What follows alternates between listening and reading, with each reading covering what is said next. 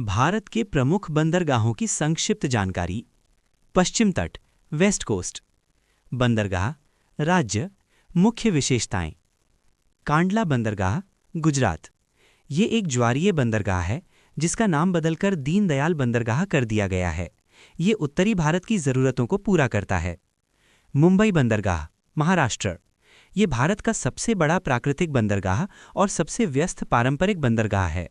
ये शहर के पास स्थित होने के कारण अक्सर भीड़-भाड़ वाला रहता है। नहावा शेवा बंदरगाह, JNPT, महाराष्ट्र। ये मुंबई बंदरगाह की भीड़ कम करने के लिए बनाया गया था।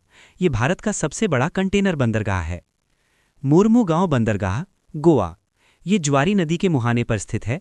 ये मुख्य रूप से लौह अयस्क यानी आयरन ओर के निर्यात के लिए जाना जाता है।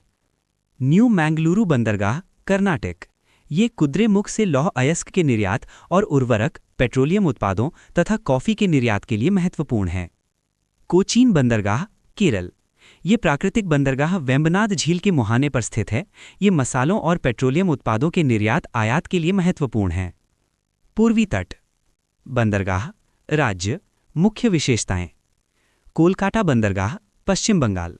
ये हुगली नदी पर स्थित एक नदी बंदरगाह है जो समुद्र से लगभग 126 किलोमीटर अंदर है। हल्दिया बंदरगाह, पश्चिम बंगाल।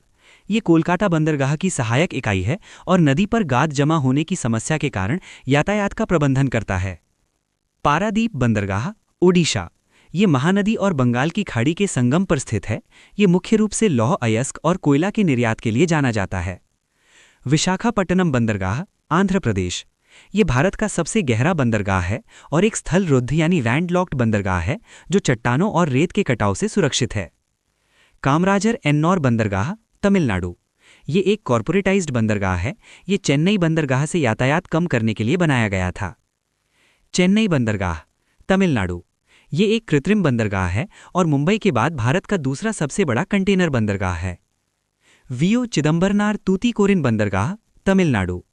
ये बंदरगाह मन्नार की खाड़ी में स्थित है और मत्स्य पालन यानी फिशिंग और नमक से जुड़े उत्पादों के लिए महत्वपूर्ण है। सभी प्रतियोगी परीक्षा के लिए डेली करंट अफेयर्स के लिए सब्सक्राइब करें।